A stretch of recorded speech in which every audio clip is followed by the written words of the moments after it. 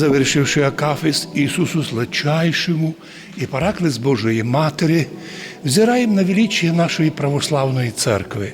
Як Бог дарував нам 1150 років історії православ'я Закарпаття, на Карпатській Русі, хтось може порівняти з такою радостю, хіба ж греки, де із Константинополя, із Греції, з перших віків починається історія православ'я.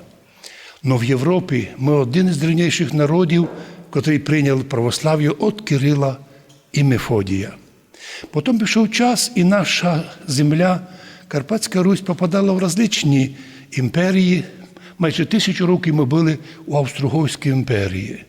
Попали потім в Королівство Мадярське, потім стали частю Чехословакії, як окрема одиниця, як окрема республіка русинів, Подкарпатська Русь. Но остання була майдобра нам, бо ми тоді восстановили наші люди в Ізі в 1921 році древню Кирило-Мефодіївську, Карпато-Руську, Карпато-Русинську церкву. Но потім так все стало, що нас приєднали до Совєтського Союзу, і тому ми стали частю Руської, нині частю Української православної церкви.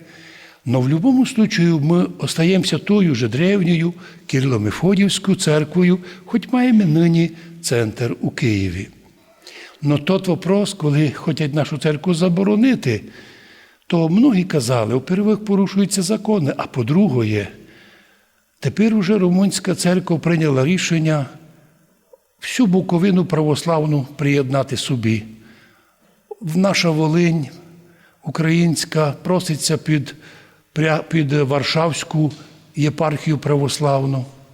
Ну а ми пам'ятаємо, що ми були частю сербського патріархата сербської церкви.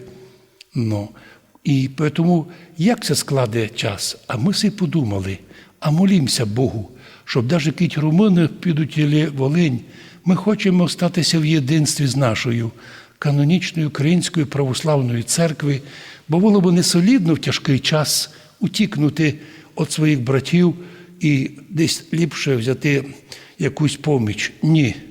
Ми продовжуємо бути в єдинстві з канонічною церквою, а головне молитися. Боже, благослови нам вистояти.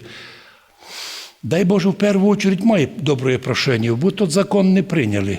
Аби їм, як колись Господь помішав язики і не могли нічого робити, розійшлися по цілому світу. То перший варіант ліпший. Господи, най не приймуть, бо буде п'ятно і їм, і державі, та ми будемо від того мати проблему. Другий варіант приймуть.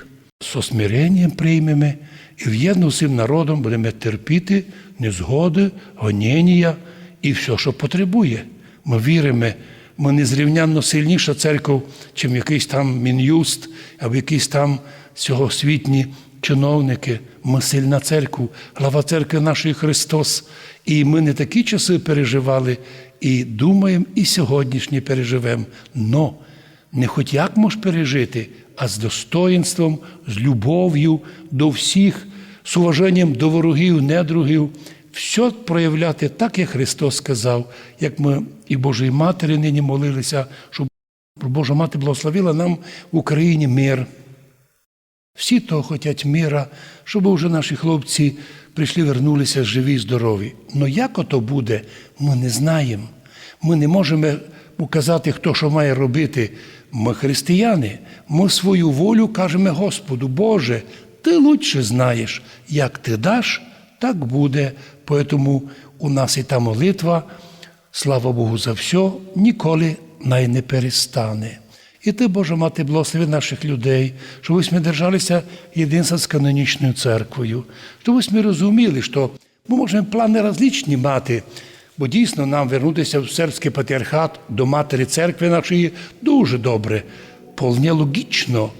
Ну, або тоді ми залишаємо остальних мільйонів віруючих на розграблення тим чиновникам, які будуть робити, носитися на наших людях. Ні, в'єдно потягнемо той хрест, і в'єдно переможемо, і в'єдно будемо мати нагороду у Царстві Божієм. І винесіть благословені свої дома, освящаємо воду і з благословенням розходимося із Богом Святим.